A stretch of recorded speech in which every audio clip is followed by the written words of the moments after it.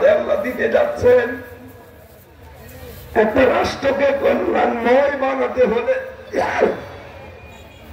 কি কি করা লাগে সেই কথাগুলো আল্লাহ আমাকে শিখিয়েছেন যে এই কাজ যে ব্যক্তি, পরিবার, সমাজ আর রাষ্ট্রে আপনি পালন করবেন, তাহলে আমি আল্লাহ গ্যারান্টি দিলাম ওই দেশটা কল্যাণময় হয়ে যাবে।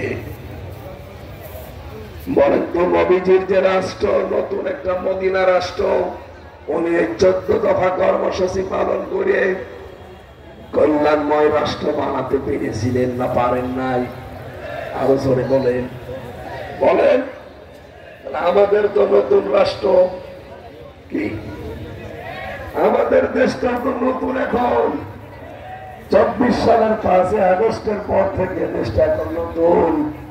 এই দেশটাকেও যদি আপনি শান্তি, স্বস্তি, নিরাপত্তা এবং কল্যাণময় করতে চান, মাস্ট বি ওই 14টা কাজ বাংলাদেশে করা লাগবে।